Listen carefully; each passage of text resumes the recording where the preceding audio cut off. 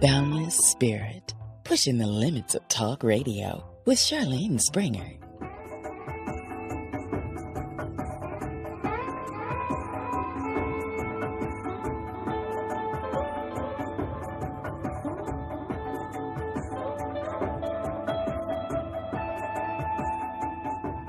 This is John Desouza, and I'm on Boundless Spirit Radio with Charlene Springer.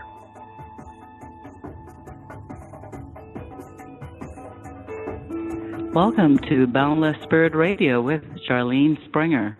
And as usual, it's always an interesting day here in the studio. We've got as our guest today, John Desouza. And for those of you who don't know, John is an author, former attorney. I guess he's still an attorney, once an attorney, always an attorney, and former FBI special investigator. Welcome, John.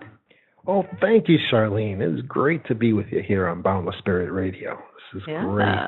This is going to be fun because you are what people call, if you remember X-Files, you were one of those investigators. How did that ever happen? Did you wake up one day and say, I want to be like the guy on X-Files? Or who came first, I should ask?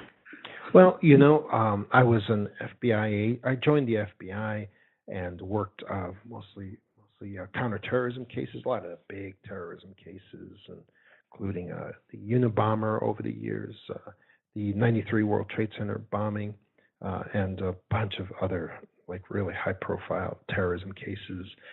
And it was really very important work, and I enjoyed it very much. However, and then in the 90s, everybody knew this great show that was on, the X-Files.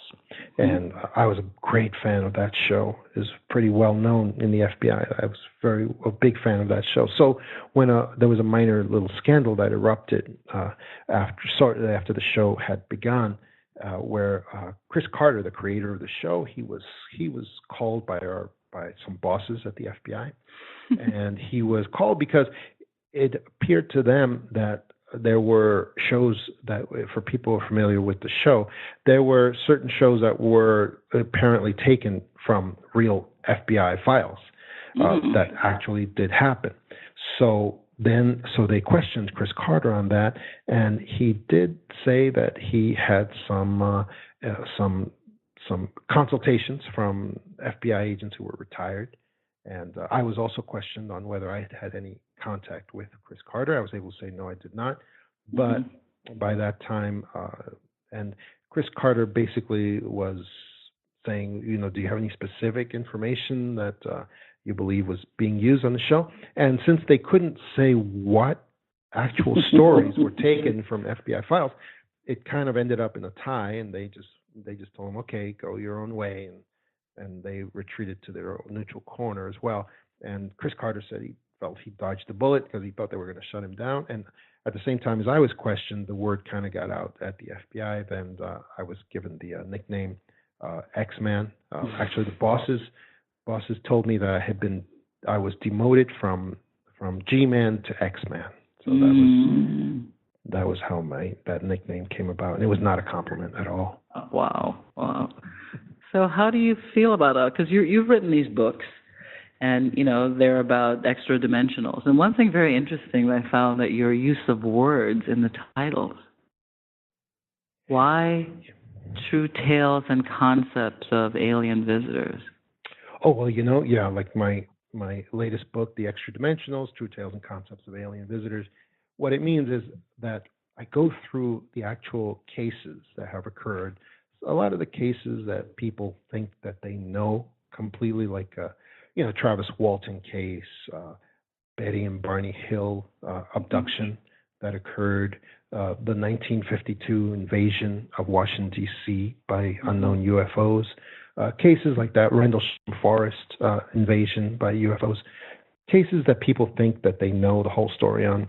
And I explored from a different point of view, the point of view of just a pure investigator, just putting together clues and patterns that seem to repeat across many different events that occur over the years.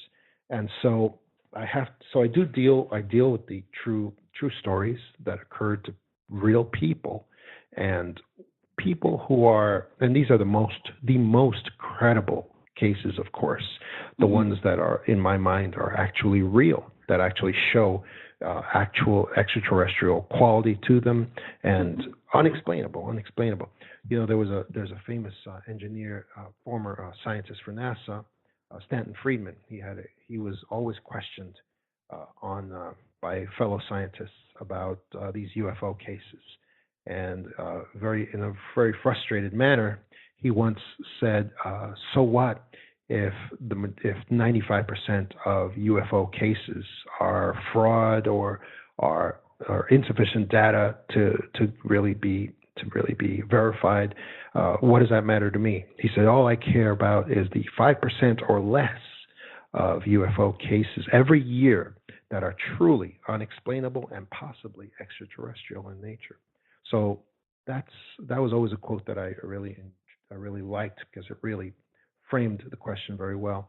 And so that's why all I deal with are the cases that actually do appear to be extraterrestrial in nature, and in my view, extra dimensional, because I do believe that these alien visitors are not truly coming from our own outer space. They're not coming from out there. They are coming from other levels of reality, other dimensions, and they enter our dimensions of physicality for short periods, the UFOs and the alien visitors, and then they eventually go back to where they came from, and that's what's been revealed to me anyway. So who has come here from which dimensions that you're aware of? Yeah, well, you know, the places that they come from, of course, we're not familiar with it, but what we do know is that it's from outside of our physical reality, and they are alien visitors of all kinds. You know, most people have the experiences with the small gray beings that appear to be like the worker bees of all the alien visitors, but other people have experiences with these reptilian entities, which tend to be mostly negative. Other people have these experiences with these Nordic beings that appear to be human, except impossibly tall and impossibly perfect in their appearances, supposedly. So there's a wide range of who they are. In answer to your question of who they are, there's a wide range of what they are and who they are. But the important thing is that we need to get out of the paradigm that they are coming from our space, from the next galaxy over, the next place, another planet in our own space, because that's not what's happening apparently. So you mean it's not third rock from the sun? Exactly. Yes, I remember that series. Yes, yeah, yes. It's not like that at all. They are simply beaming in here. They are beaming in here from other places, and the reason for that is because they are not human. They are not like humans, and they are very different. And the first place that I found this out, of all places, of all improbable places, was actually from the FBI. And I can actually show anyone who's listening, I can show them exactly who first informed me of this, because it's public document. Anyone can look it up, and it's document from July 8th, 1947, and that was even before Roswell. And it is an amazing document that has been buried by history, because people don't want us to know what alien visitors really are. So now, what's really interesting is, if you do follow the FBI and what Chris Carter is writing about, his the last movie, it talked so much of that a lot of what we're seeing is not really alien; it's just us playing. Yeah. And you know, these answers and suggestions they're not exclusive of each other. They're not, and there can be a portion of the alien phenomena that are simply humans from the future, that are actually making these appearances in the only way that they really know how. But there can be another portion that are actually alien races from other dimensions as well. But even the human portion of it, if it were, that would also be from other dimensions of reality. So that we have to look at all these different answers, and we have to realize that any one of them is not necessarily exclusive of other answers. But I'd like to show you, for anyone, I'm used to being Googled as I talk. And I always ask people to go to a site, that's called vault.fbi.gov. Mm-hmm. Vault.fbi, and Vault is V like Victor, AULT.fbi.gov. And if you go to that site, that is the repository of all declassified documents in the history of the FBI. Mm-hmm. And it has, probably has like hundreds of thousands of documents on there. They're all free to download. Anybody can get them and download them because they're completely public now. They're mm-hmm. public documents now. But there's one document that is the single most downloaded document in the history of government archives, in the millions of downloads. And it is what's called a memorandum of importance, dated July 8th, 1947. It was written mm-hmm. by an FBI supervisor, and he wrote it to the scientific community of California. And the reason that he wrote it is because he had been getting there was a lot of UFO activity at that time, and a lot of people, scientists and others, were questioning, what is this phenomenon? What is it?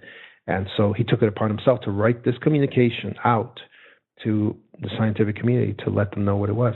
And anyone who goes to that site, vault.fbi.gov, they can go to that site and then click on a section called Unexplained Phenomena. And on that site, and this site has cattle mutilation investigations. There's a tab for that. It has UFOs. It has all kinds. It has the JFK assassination documents. People can go look up any of these subjects, and it's all on there. And these are the criminal investigations that were done in relation to those topics. So if you click on Unexplained Phenomena, click on that, and then a bunch of things show up underneath that, and you go to the left and you click on the first one that says UFO. Mm-hmm. Click on the left, click on that, and groups of documents will come up. And you go to the first document, the first group on the left side. It says UFO Part 1, and you just click on that. And then you go to page 22, and this will have and on page 22 is the document that is titled A Memorandum of Importance, dated July 8th, 1947. And that is written out. That is the document that I examined very carefully and I also show and examine for people in my book, The Extra Dimensionals. And mm-hmm. what it says is that this person, he's an FBI agent who is also a former scientist. Mm-hmm. And so he's writing this out to the scientific community, and it's titled A Memorandum of Importance. And what it says is that he has an informant. And his informant is telling him about alien visitors. And he says the informant himself, is supernatural in nature. That's all he said. He uses the word supernormal, but that's an old-fashioned word for supernatural. And from the context, it doesn't appear his informant is a ghost or anything else. It appears that his informant is most likely an alien visitor himself. That's what it appears from the context. And his informant gave him about 8 or 9 conclusions that are basically the foundation of my book, The Extra Dimensionals. And those conclusions, anybody can again download this document for free and see it for themselves. It's like I say, it's been buried by history. People do not want people to know that this is out there. And the first conclusion that it says on here is that as far as UFOs, there's nobody in there. There's nobody inside these UFOs, the real ones, the ones that are actually extraterrestrial. There's no one inside of them. They are operated in a type of, and he says a type of remote control. But I actually developed that further, and I believe that UFOs are themselves alive. They are sentient beings, and they accompany alien visitors like the way a dog would accompany you and carry out, like a golden retriever would carry out certain tasks for you. Mm-hmm. And that's what I believe they are doing. That's what they are. They basically are sent out there to scan people, collect their information, and bring it back to the alien visitors for further development. And that's, he also says that in this communication, he says that alien visitors, they're not like human beings. They don't cram themselves into little metal shells and sail across the galaxies come here, and that they can't just crash and like we would in a car and just end up dead bodies in a vehicle, because they're not like human beings. He says they are actually not inside UFOs. They are actually beamed to our physical universe from other levels of reality, from levels outside of our time and space. He calls them lokas, which is ancient Vedic term for levels of reality, dimensions that never intersect with each other.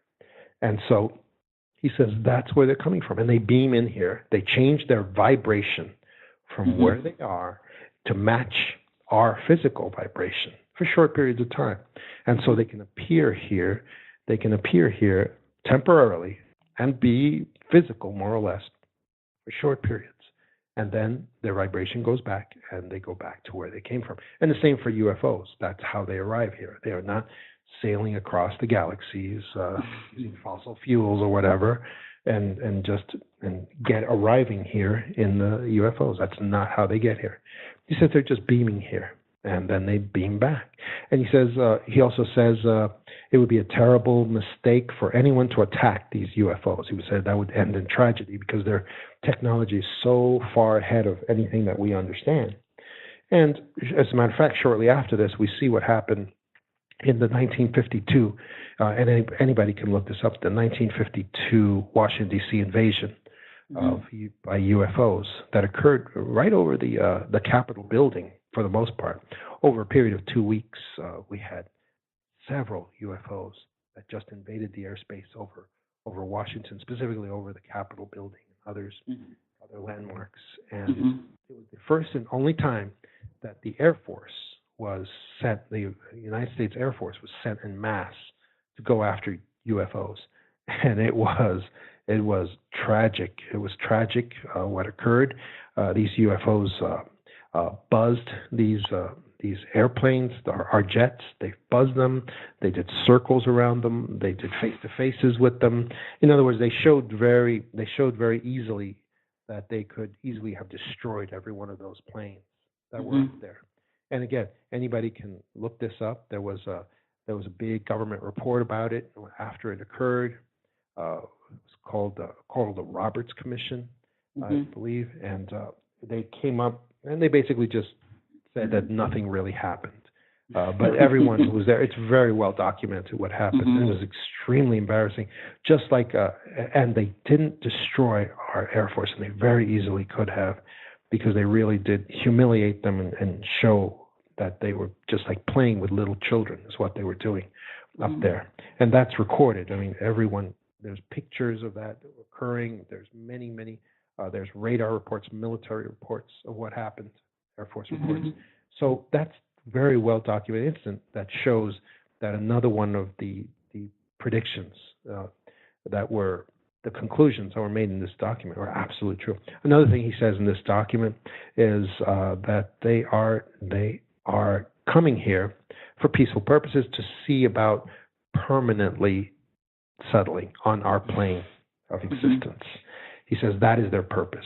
And that also appears to be still going on, because it appears they cannot be here permanently for some reason. Something appears to have changed. Something appears to have happened that they cannot be here permanently, and they have to do some sort of change in order for them to be able to be here in any kind of permanent way.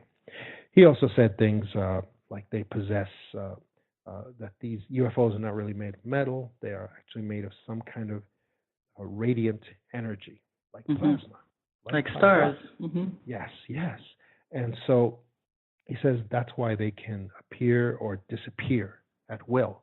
He says because they are in a transition, they are sort of transition phase of matter, not matter as we understand it, but some kind of transitionary type of energy that these UFOs are made of, and that's why they're able to appear, disappear, and come and go wherever they wish.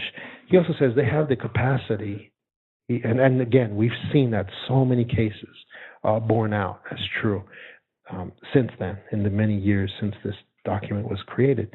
Also, he said that they possess some sort of, they possess rays, and they didn't even have the language laser beams at this time, but he said some sort of rays that can be used if they wish to use them. And, we see in the Rendlesham Forest case, that if people are familiar, there was invasion, and we see that that's borne out also, because there have been many cases where there have been rays emitted by UFOs, but specifically in the Rendlesham Forest case, where an American military base on British soil was invaded by several UFOs over a period of several nights.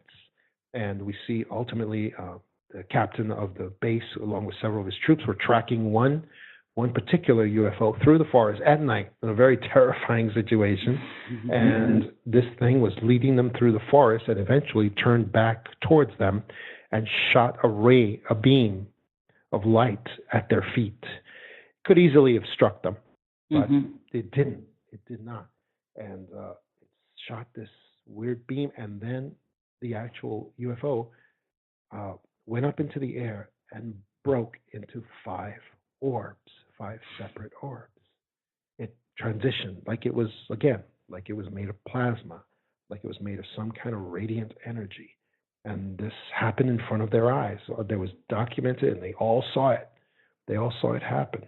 So, like I said, a lot of the conclusions that he has, almost all the conclusions really, that he has said in this document, this memorandum of importance, dated July 8th, 1947, in the many decades since he wrote this and put this out to the scientific community, all of these conclusions have been borne out as being true, they're being correct in its predictive abilities. And so it's an amazing, amazing document. And it also really exposes the central truth that I think is so important, which is that alien visitors, they're just not physical. They are not from the next galaxy over. They are not from our time and space at all. They are actually coming through the Earth. Yes, they are here constantly, but they are from other dimensions outside of our reality. And that's why my book is documenting that reality, and that's why my book is titled The Extra Dimensionals. So now, what do you say to the people who have experienced the visitation or experienced the taken on to a ship, or what do you say to those people? Well, I say I've studied many of the cases where these things have occurred, and I have spoken to witnesses. I've interviewed people where these things have occurred to them. And first thing they'll tell you is that this was, like, for instance, Travis Walton. For instance, I spoke to him recently during his 40-year anniversary of his abduction. Wow. When he was traveling around, and his case continues to be developing. He was a young man in his 20s, back in the 70s, who was in a forest here in Arizona, where they were logging. There were a logging crew, and at the end of a long shift, they were all piling into the truck, getting ready to go home. It's Sitgraves National Park, and the clearing, a big plasma ship, plasma UFO just appeared, all just above the tree line in a clearing. And his friends wanted to leave, and Travis, unfortunately, ran out of the truck and ran underneath the vehicle, the UFO vehicle, into a halo of light. And he said it sounded like the thing was getting ready to take off. And it gave off a hum, like a loud humming sound, and suddenly a bolt of lightning came out of the vehicle and struck him down dead, basically. And his friends were terrified, and they took off in that truck. And then he said that he was transported onto the vehicle, onto this UFO. And there he was subject to examination, and 3 grays approached him. 3 gray beings, smallish gray beings, approached him, trying to get him to calm down and lay back down on this examination table. And he attacked them with some sort of instrument that he saw, and they ran away, and then he continued his experience. Now, the one thing that all experiencers say always is that their experience was completely physical. It was real. It was physical, and they know what they saw, and that's good, and that's good, and that's a good thing. And yes, it is a completely physical experience. However, it is possible that these people are being translated into another dimension of reality, and it's more physical. It's more real than our reality for them. That's one theory that I'm working on as I'm putting together these cases, and that's one theory that I believe is very plausible, very much very much similar to lucid dreaming. When you're in a lucid dream, it tends to be even more vivid and vibrant and physical than our physical reality. Everything appears brighter. Everything appears more real. Everything is solid when you go through that experience. That's why many conscious thinkers say that lucid dreams aren't dreams at all. They are actually real experiences where you're going through something on a different dimension of reality. So, like cases like Betty and Barney Hill abduction in 1961, or the Travis Walton experience in 1975, it's very possible, in my mind, that people are being translated to an even higher, more vibrant reality, another dimension that is more at home to the alien visitors when they're going through these physical. Doesn't mean it's not real. It is. Right. As a matter of fact, it's more real than our own existence that we're going through right now.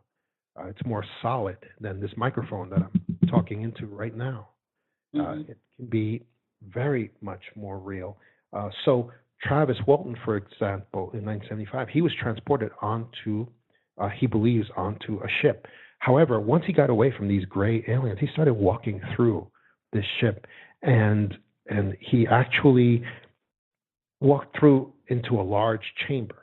And I'm saying very, very large chamber in our physical reality, something that would be, hundreds of feet, hundreds of yards large. And then he got from that chamber, he went to another chamber that was like an outdoor stadium, and it was so large he couldn't even see the ceiling of the chamber that he was in. So it obviously didn't correspond to the 50-foot UFO, 50-foot diameter UFO that he had seen. So what he was running around in was something that didn't relate to the. So it just adds, and there's been many similar experiences like that with other people who've been supposedly brought aboard these UFOs that appear very small on the outside, but suddenly they're inside, and you're talking about something that is hundreds and hundreds of yards large and spacious. So it's a different dimension. It's a different dimensional reality that they enter when they go into these ships, and that appears to be the case across many of these cases that I have studied over the years, and that I put in my book as well.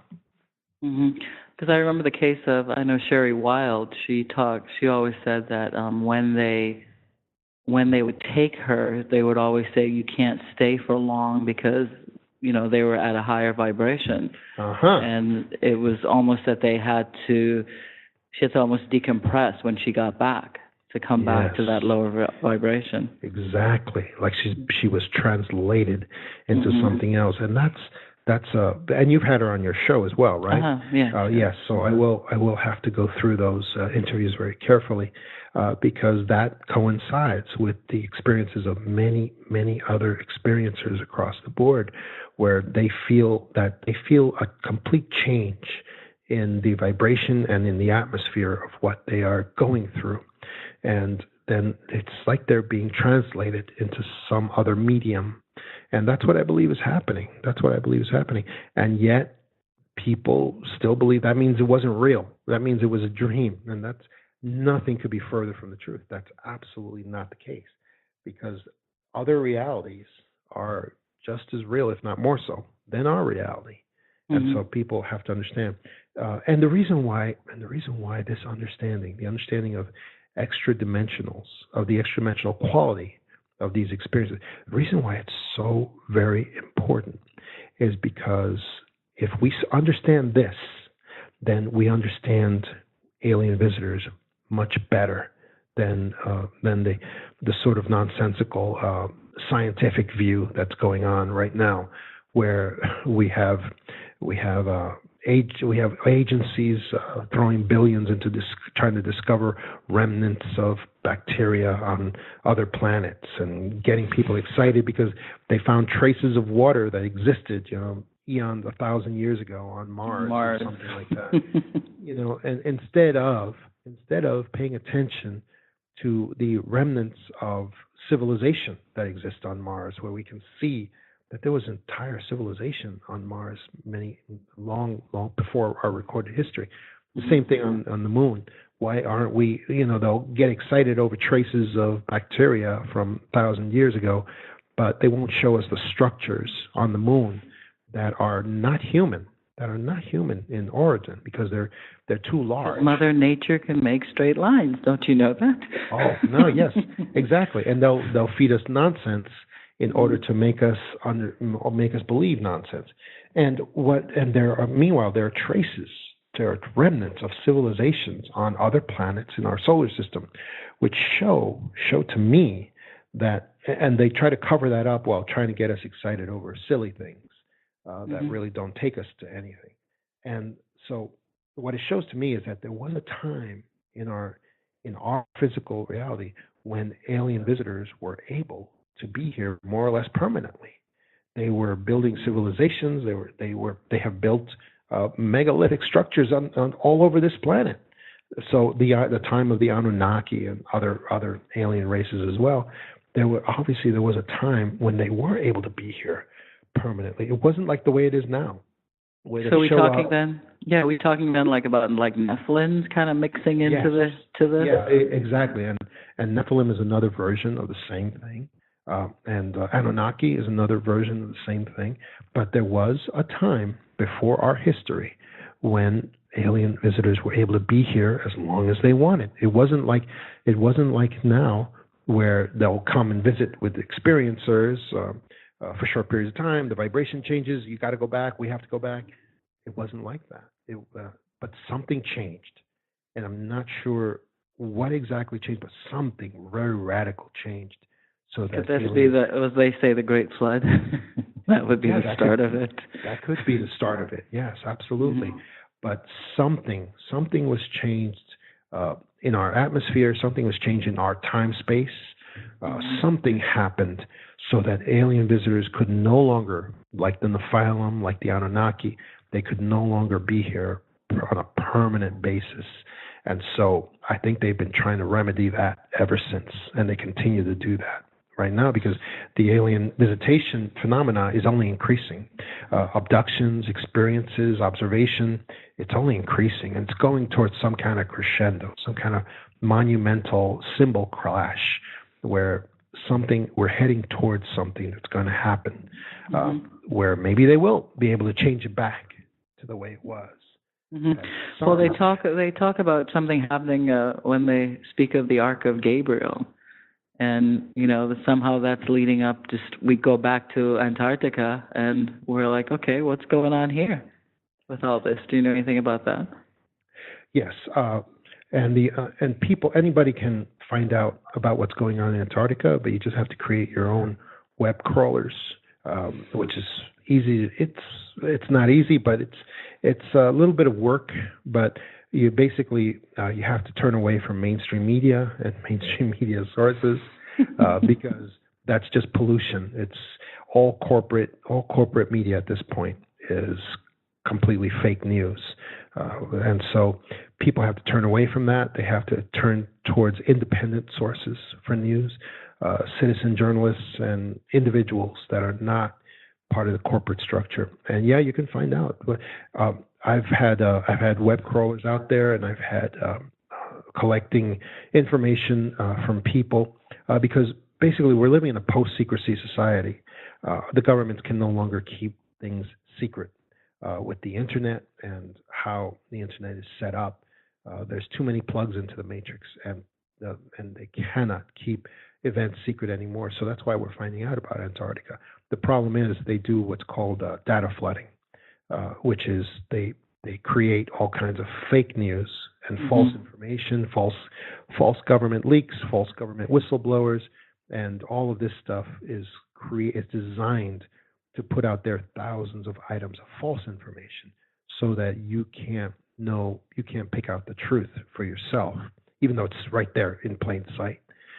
So everything I've seen that comes back in Antarctica comes back again and again, same thing. To a basic, and it can be reduced down to a single phrase. They found Atlantis. They found Atlantis. That's what I keep seeing over and over again. Under the ice in Antarctica, they found Atlantis. I'm not that sure what that really means, but it appears that there is alien technology involved, some stuff that is so advanced that it's beyond our imagination. And right now, there's 32 countries, supposedly. This is the last report I got last week. There are 32 nations. But it used to be just the big five were there. The United States, England, France, China, Japan. And now it appears that they're up to like 30 countries have a presence there now. And as people know, there have been political leaders, religious leaders summoned there from all over the planet. And I find that interesting, the religious leaders. Why would that be? Yeah, that's a great question. Because we saw I think it was last year, we saw that the leader of the Russian Greek Orthodox Church, he actually went but visited the Pope before he went. Yeah, and the timing says everything. It was just before he went to Antarctica, and first he goes to visit the Pope the first time in over 1,000 years that the head of the Greek Orthodox Catholicism and Roman Catholic Catholicism have met. And they had this meeting. It was a very hush-hush meeting where nothing was revealed, basically, to anybody else. And apparently the Pope gave him some very long, important messages to take somewhere, to reveal to someone. And he took his own messages and those of the Pope, the Catholic Pope as well. And he went to visit Antarctica. He's a man in his advanced 80s. I mean, and the trip to Antarctica is not easy. It's a very difficult trip. You have to make several connections. There is no such thing as a direct route into the Antarctica Peninsula. So he made the trip. He got there, and then he had some meetings that nobody knows about. Nobody knows what they were. And I'm sure he conveyed the message from the Pope as well as his own message. And then for the public statement, he went out onto the snow and ice and just blathered some nonsense about that Antarctica is the perfect example of a unified global society with no war, no conflict, and and it's a perfect example for mankind to follow in our own society. And then he blessed all the penguins in front of the cameras. It was just bizarre. It's like he had nothing. It's like he had nothing to say, and he had to say something for the cameras. And that's what he came up with. That was the best he came up with. So it was very, very bizarre incidents, and it's almost as bizarre as the King and Queen of Spain a couple of years ago, because this has been going on for several years at Antarctica, but it's accelerated in the last 12 months. tremendously accelerated, and it's almost as bizarre as the visit that was made by the King and Queen of Spain to the and they made with the Chilean Navy. They had the Chilean Navy transport them, and they went and visited Antarctica as well. And what they did when they got there, nobody knows, except that. And then the media questioned the King Carlos of Spain. Said, "Why are you visiting Antarctica? What are you doing?" And the best he could come up with at that time is, "I've always wanted to see the beautiful scenery of Antarctica, and this was my chance to do it." And so nobody even told him that there's no scenery in Antarctica to see. It's 99.9% snow and ice, basically. There's really nothing other to see. Well, except, of course, for the pyramids that are larger than the pyramids of Giza, that have been exposed there in the last 12 months, in the last couple of years. These giant pyramids. Bosnia, the one in Indonesia. These giant pyramids have been exposed, and the best that the scientists could do to cover it up is say, "Oh, those are natural formations." That look just like pyramids. Because also exposed has been an opening into the earth that people have pictures of. That's as large as Yankee Stadium. I mean, they're just huge openings with a door, and there's a door also that's as tall as a Statue of Liberty. That is going. It looks like it's going into inner Earth. And so these things are blacked out on Google satellite. But people on the ground have gotten pictures of it. And of course, we had the recent incident where Buzz Aldrin, what a great representative of humanity, one of the first astronauts, was summoned as well. And Buzz Aldrin went there, and shortly after he got to Antarctica, he tweeted out a picture of the pyramids, those pyramids I just talked about that were recently exposed. And then he put the saying underneath there. It said, "They are evil itself. We are all in danger." Wow. And then he got sick. And he had sort of a breakdown, and he was medically evacuated right after that happened. And then after that, of course, they did the reverse thing where they uploaded a fake tweet and then said, "Oh no, that's the tweet from." And this is reverse engineering. It's commonly done whenever the global structure gets involved with these sorts of things. They reverse engineered a tweet showing a fake instances of fakery on it, and then they said, "Oh, that's the tweet from Buzz Aldrin," and so we know it's a fake because of ABC. And then everybody said, "Oh yeah, that was a fake tweet. Yeah, I see it there." But it's a very common method. It works very well because people are always looking to debunk these sorts of things. But how does the Ark of Gabriel fit into all this? Now, I have not heard of the Ark of Gabriel. Now, what? Because they always talk about this coming, that they had to go take it to Antarctica, and this was through Russia. I did hear something about that. Wow. And what is the nature of the Ark of Gabriel? Like what? I'm trying to find out myself. Wow. I did hear something about that being summoned to Antarctica. So a lot of people are saying that they found some sort of flash frozen civilization under the ice, and that that there's like alien creatures, hybrid creatures that appear to be dead, flash frozen under there, but the technology is still operational, and that's what all the excitement is all about, is getting portions of that technology. And so, but I believe it's very possible that whatever they found under the ice is actually still alive, is actually still alive and functioning. And that's because then you have like the Corey Good that talks about, well, some are alive and there are a few that were dead. Because he's talking about blue avians and a couple other crazy things. Yeah, I don't really know anything about Corey Good, but I do know that there are people on the ground in Antarctica, because no matter how many non-disclosures you sign, you still are allowed to live your life, and you're still allowed to talk about what happens to you on the ground. And everyone has their phones, and people talk to people back home. So people don't need they don't need an interpreter or a go-between. People can actually go out on the net, set up web crawler. If you set up a Google alert, just set up a Google alert with a single word, Antarctica, and spell it correctly.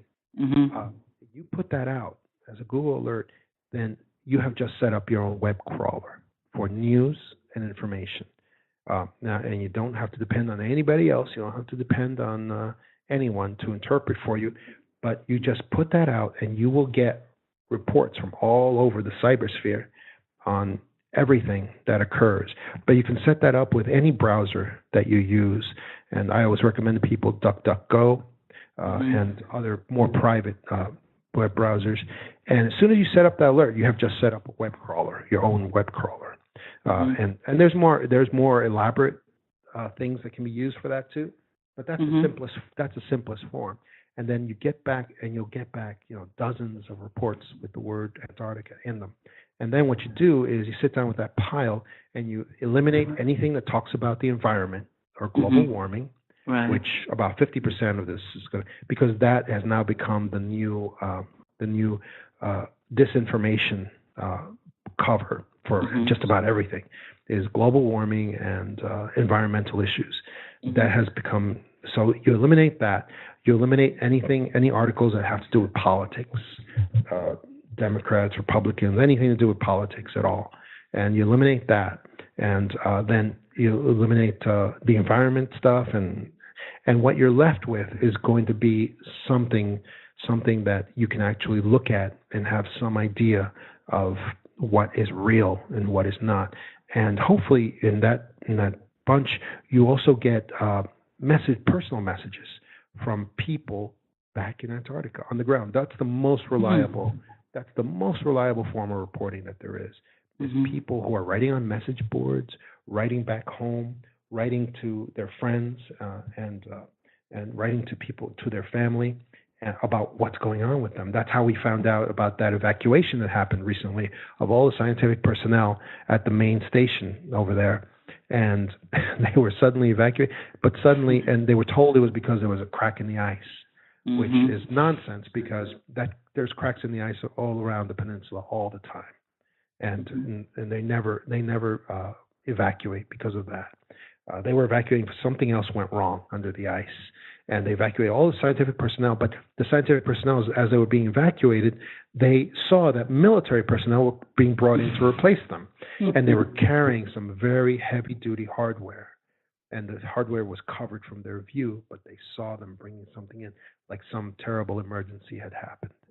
So, and that was reported everywhere. And why? It's because people talk about their lives.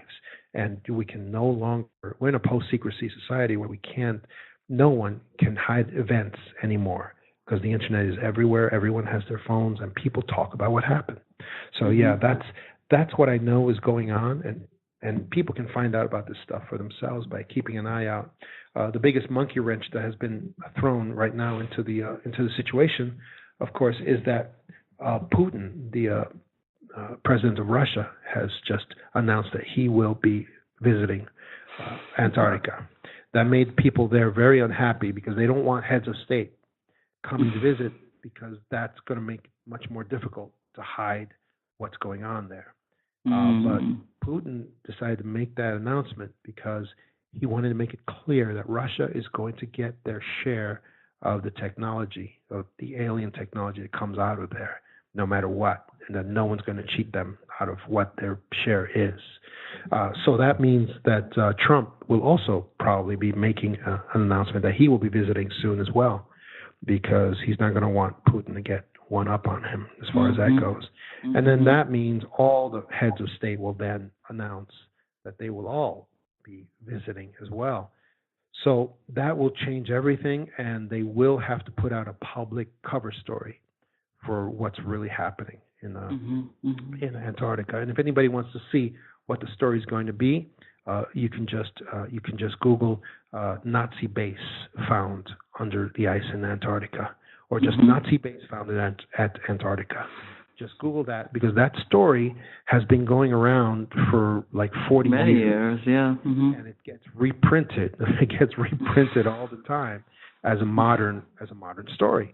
So it actually has, and it has some good history behind it, because there probably is a Nazi base there. But if it is there, it's about 1/1000th of what's going on at Antarctica. But it will be very convenient to use it as an overall cover story for what's happening. It'll explain a lot of what the activity is, and it'll help people to explain what it is that's going on. They can go get Nazi memorabilia from all over the earth, pile it in there, and take it out for the mainstream media to take pictures, to obediently take pictures and report what they've seen. So that will work out very well for them, and I'm pretty sure that's what they're going to use ultimately. They'll just say, oh, there was a Nazi base that we found here, and so it's got some interesting technology, so we're going to be dividing that up, and that's they found the Fuhrer. Yes, they'll say they found Hitler's body, and they'll go get a body and slap a mustache on it and just parade it around. Flash frozen, there you go. What about all the stories of Admiral Byrd and his adventures there? Because they talk about his diary and the people that he encountered there, the beings, and how they came back with half of their military armada. Yeah, for people who are barely remembering that, during World War II, Admiral Byrd was brought back out of retirement, and he was given an armada, a naval flotilla, and they sailed over to Antarctica, and the reason that they were sent there is because the Nazis had established Schwabenland, which was the Nazi base at Antarctica. And they didn't know why. They just knew it had to do something with advanced technology. Again, that could be going back to alien technology that existed there at Antarctica, even at that time during World War II. And so Admiral Byrd was sent there, and according to bits and pieces from his diary and an interview that's still available on YouTube, people can go see it. It's in black and white, but it's still there. It's still available on databases. Admiral Byrd talked about he came back with half of his flotilla destroyed, apparently, and the whole mission was scrubbed. And then he came back and he talked about UFOs, that the United States needed to prepare some kind of defense against vehicles that had the capacity to travel faster than the eye could see, faster than the speed of light, and that had capacity and technology that we cannot understand, and that we need to ready ourselves to be able to combat that sort of thing. And so apparently he had some kind of destructive attack against him by these UFO vehicles that he didn't even understand. But half of his navy was half of his flotilla was destroyed, came back with much less, and that was the end of Admiral Byrd's Antarctica experience. And he was never allowed to talk about it. He was never allowed to reveal anything about it, but he did reveal bits and pieces that him and the entire Navy flotilla had gone through some horrible traumatic experience, and that it involved UFOs, it involved UFO vehicles, and that it was something that traumatized him for the rest of his life. And so that's the reason why the Nazi base at Antarctica cover story will be very convenient, because it has history behind it, going all the way back to World War II, when the Nazis did establish that base at Antarctica, and the United States didn't know why, except they knew it had to do with advanced technology, and they knew that the Nazis were possibly also trying to develop these UFOs for their own use. So, John, how did you cover other things, or did you only cover UFOs? Are you talking about in my books, or in your books and in your? Because I know you've seen more. You've seen more files. You are aware of more things. Absolutely. Yes. Because you talked a little bit about cattle mutilation, et cetera. Yes. We always know about the chupacabra and all those fun things. Yes. So is that all a lie, or is that really a thing? No, I believe those things are real. are real, and they are, like I said, people. It's very easy. People can just go to the site that I had cited previously, the vault.fbi.gov, and they can just click on unexplained phenomena, and then underneath that, they can just click on the various tabs where there is cattle mutilations and other things, and they can see that these things have been investigated. They have been confirmed as real, and that people just aren't made aware of these things, because it's very important for the elite powers in control of our globally to keep this knowledge from people, to keep people from knowing that these things are real. For some reason, it's very important to the powers that are in control of the nations to keep a lid on these things. They don't want people to know these things, but these things are available. I mean, they're available. They're but because of data flooding, there's so much garbage out there that it's very hard for people to pick out what the truth is. So yes, when I first left, when I retired from the FBI, I wrote my first book, The Para Investigators, True Tales and Concepts of Supernaturally Gifted Investigators. And there I talked about my various experiences of the paranormal in law enforcement, and not just mine, but that of many law enforcement officers. And I go through those because they are very substantial. I mean, my first great experience of the supernatural in law enforcement, and for many other police and law enforcement officers, was the same. It was the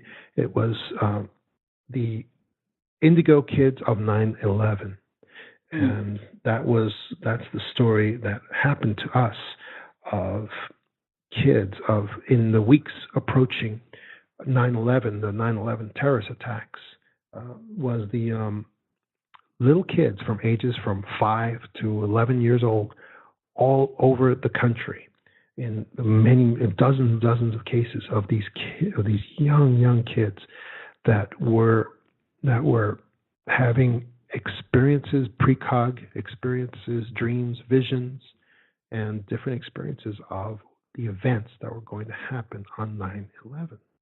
And they had many experiences. And after 9/11 happened, these kids, they weren't reported by their parents, but they were reported by caretakers, bus drivers, babysitters, teachers. They were reported because once 9/11 happened, there was this huge campaign for see something, say something, anything that could be related to terrorism. You had to call it in, and to these task forces that had FBI, had police officers, all kinds of law enforcement on them. And then real interviewers had to be sent out to chase down these leads. And we had things like, and this is on in the trailer for my book that's on my Amazon site. We had, for instance, we had a little boy about 8 years old who was in his class doing arts and crafts, and he did a painting. The actual painting is on my Amazon author site in my trailer, and he had a painting where he was working on very meticulously for a long time, and teacher comes over to him and looks at the painting that he did, and she says, "Wow, this is really nice. These two tall buildings appear to be glowing, and there's angels flying out of these buildings who have these big red wings. And where are they flying to?" And the little boy says to the teacher, "Those buildings aren't glowing. Those buildings are on fire. And those aren't angels. Those are people on fire. And they are jumping out of the buildings." And so the teacher just kind of shakes her head and walks away from that child, chalking it up to too much sugar maybe, and doesn't think more about it until 9/11 happens. And that changes everything. And then again, there was a little girl who was on a playground, just sitting by herself and tracing circles in the sand. And the teacher walks up to this little girl and says, "Are you okay, sweetheart? Are you all right?" And she says, "I'm fine. I'm just thinking." And the teacher goes to walk away. The little girl grabs her skirt and pulls on it violently and says to the teacher, "Tomorrow, make sure you stay away from tall buildings, please, because tall buildings fall down sometimes, and they can fall on people. Wow. The teacher walks away from that child and doesn't think again about it until 9/11 happens. Then there's another little boy, for instance. He is on a school bus. Appears he didn't sleep at all the night before because he's just dead asleep on the bus, and all the school bus driver delivers them. Everyone gets off the bus. Little boy's still there sleeping. He goes over to wake up little boy, and little boy wakes up screaming about people on fire and jumping out of a building. And again, this was the day before 9/11 happened. So all of these, these caretakers, babysitters, these teachers, they reported these kids because they were told anything that could possibly be related to the events of 9/11, you got to report it in. And so these reports were made, and these big, law enforcement officers with guns on them had to go and there was no discretion. They had to be interviewed no matter what.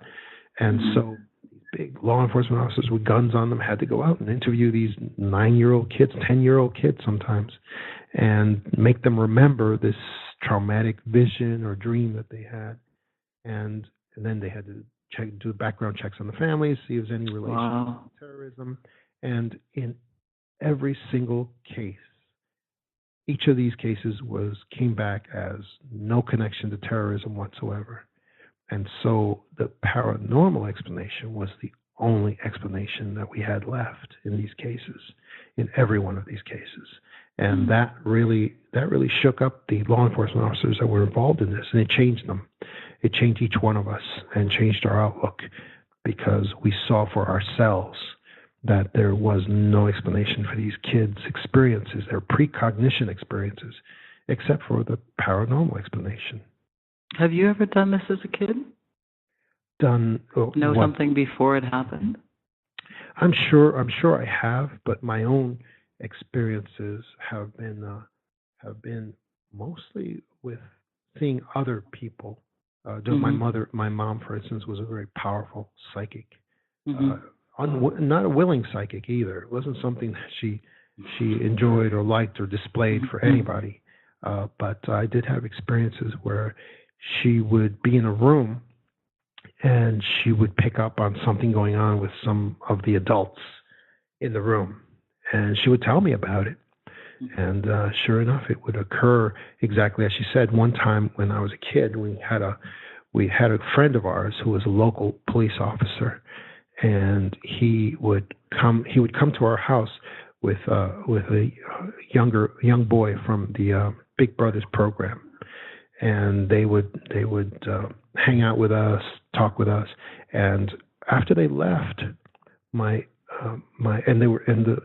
police officer was a very good friend of my mom's, and on this occasion, after they left, my mother was with her shoulders up, and she looked like all the hairs on her body were standing up, and she told me something terribly wrong is going on with that police officer and that little boy.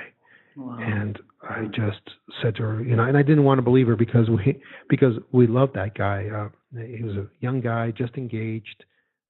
He was getting ready to get married, and he was a very upstanding member of the community. And I didn't want to believe her, but several months after that, she never allowed them to come to our house ever again. But several months after that, he was under arrest for child molestation and for having a relationship with that little boy. And his engagement was canceled, and he was going towards a trial, and he killed himself a short time after that as well. So I learned up close. Listen to Mama. Yeah. And that precognition abilities, they're real. They're real, and they can show you some amazing things, even when you don't want to see them. So how can people get more information about you and about your books? Where can they find it? Oh, they could always go to my website is johntamabooks.com, which is John, common spelling, Tama, T like Tom, A, M like Mary, A, books.com. Also on Amazon has all of my books available. My books are the Extra Dimensionals, True Tales and Concepts of Alien Visitors, and the para-investigators, true tales and concepts of supernaturally gifted investigators. Wow. Which a lot of us fall under that category, including you, I think, Charlene. Well, John, I think that's it for this half of the show, because we've got a lot to talk about in the Woo Hour. I can't wait. So again, thanks you, John, for being on with us today, and John Desouza. And you've just shared such a wealth of information, and also given people hints on how to do their own research, because it is always about what you feel, no? Absolutely. With these experiences. So thanks for being on with us. And you've been listening to Boundless Spirit Radio with Charlene Springer and our wonderful guest, John Desouza. So we'll see you next time, definitely on the Woo Hour, as we continue this journey with John. Take care. See you next time. Boundless Spirit goes off the rails. Next up in our members-only segment, the Woo Woo Hour. Whether it's happening on the planet, off the planet, or inside the planet, host Charlene Springer, expert guests, and you dare to go there in the Woo Woo Hour.